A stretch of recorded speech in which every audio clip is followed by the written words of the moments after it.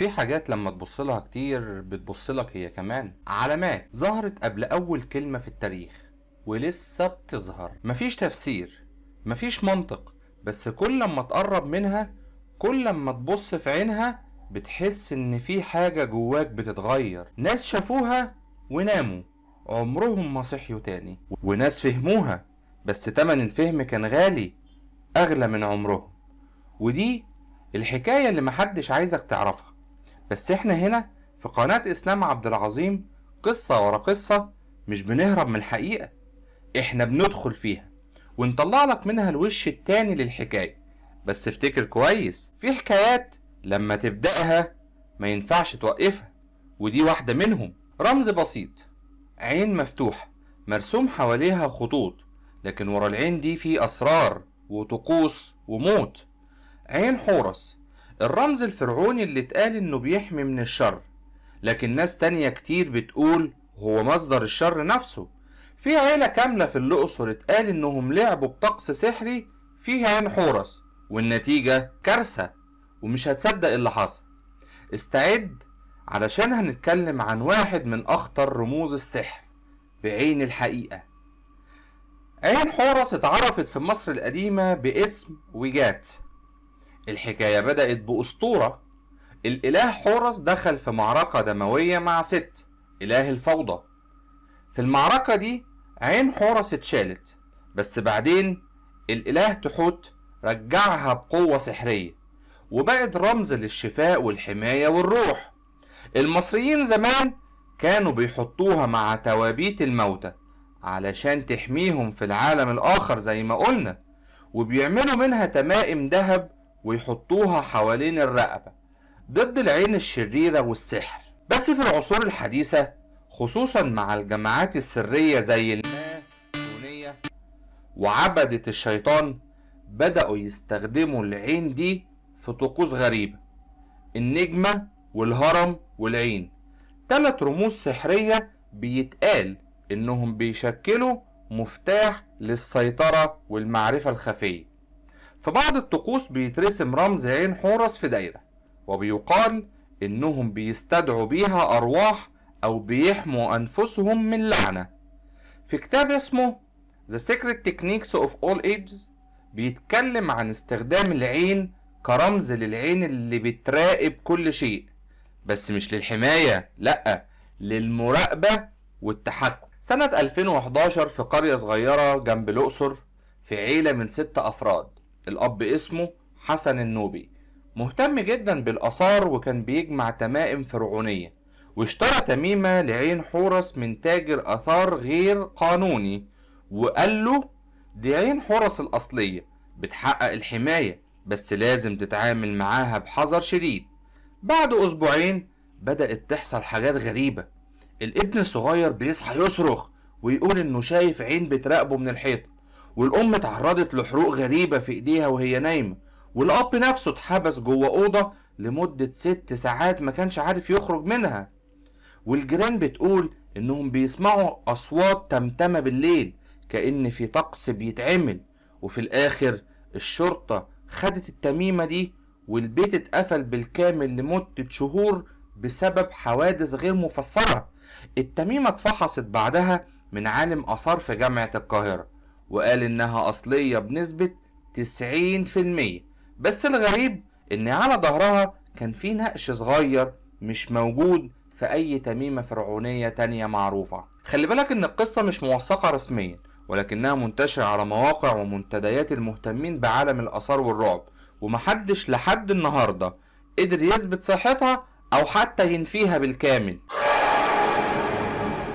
رمز تاني بنشوفه على أعلام، على مباني، حتى في كتب الأطفال. بس هل عمرك سألت نفسك إيه أصل الرمز ده؟ ليه بيتقال إنه بيحمل قوة خارقة وبيستخدم في طقوس سحرية مرعبة؟ تعال نحكي القصة المرعبة ورا النجمة السداسية. النجمة السداسية هي رمز شكله بسيط، مثلثين متقاطعين بيكونوا 6 رؤوس، بس ورا البساطة دي في تاريخ معقد وغامض. الرمز ده كان معروف في حضارات كتير زي الهندوسية والبوذية، وحتى كمان في بعض الطوائف اليهودية. اتعرف بعد كده باسم نجمة داوود واتحط على علم اللي ما يتسموش. لكن اللي ناس كتير مش عارفاه ان الرمز ده كان بيستخدم من آلاف السنين في السحر والتعاويذ.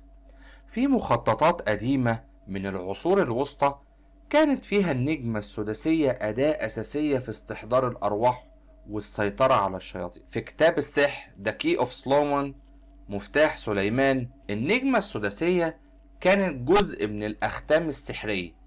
كانوا بيرسموها جوه دواير ويحطوا رموز شيطانية في كل زاوية، ويستعملوها في تحضير كيانات غير مرئية. وفي بعض الطقوس بيتقال إن النجمة دي بتحبس الأرواح أو بتفتح بوابات لعوالم تانية، بوابات مش لازم تتفتح.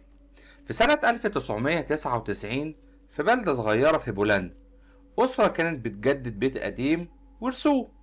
في البدروم لقوا غرفة سرية مقفولة بسلسلة تقيلة، ولما فتحوها كانت الجدران مليانة نجوم سداسية مرسومة بالدم. الأغرب إن في نص الغرفة كان في دايرة مرسومة على الأرض، وجواها جمجمة صغيرة لطفل وست شموع مطفيين. البيت ده اتباع بعدها بشهور، والأسرة اختفت من البلدة للأبد.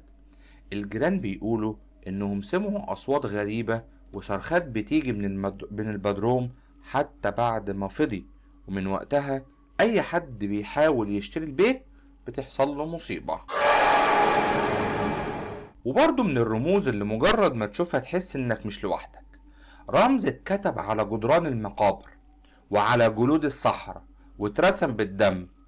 النجمة الخماسية مش مجرد شكل هندسي زي ما انت عارف، دي بوابة ومفتاح وطلسم بيخلي حاجات تتحرك في الضلمة. النجمة الخماسية هي نجمة ليها 5 أطراف بتترسم بخط واحد من غير ما ترفع ايدك وانت بترسمها. الرمز ده موجود من أيام السومريين والفراعنة، وكان بيمثل التوازن بين الطبيعة والروح. لكن مع الوقت المعنى اتغير. النجمة لو متوجهة لفوق زي راس الإنسان ده سحر أبيض، حماية وطاقة ونور. لكن لو متوجهة لتحت زي راس الماعز ده سحر أسود، استحضار جن، طقوس شيطانية ولعنة. وده اللي استخدموه عبدة الشيطان من القرن ال19، وبقت رمز مرعب مرتبط بالشيطان بافومات. في بيت فاضي كانوا بيجددوه، العامل المسؤول بدأ يحس بحاجات مش طبيعية. بيقول كنت لوحدي بس سامع خطوات حواليا، أبواب بتتفتح وتتقفل، صوت بيتنفس جنبي. وفي يوم وهو داخل الجراج لقى حاجة غريبة جدا، نجمة خماسية مرسومة بالطباشير، حواليها شموع سايحة وريحة مريمية قوية مالية الجو. الراجل اتجمد مكانه، رجع يجري لأمه اللي أول ما شافت المنظر اتصلت بالشرطة على طول، وقالت بصوت بيترعش حد دخل البيت ورسم رمز سحري. الشرطة وصلت ولقوا فعلا ان الرمز ده مش هزار، ده اسمه بنتاجرام، رمز مرتبط بطقوس سحر اسود. وفي تحقيق شغال حوالين حوادث عنف غريبة حصلت في البيت ده بالذات. صاحب البيت راجل فلاح بسيط قال انا عمري ما شفت الحاجات دي، والبيت عمره ما كان فيه كده.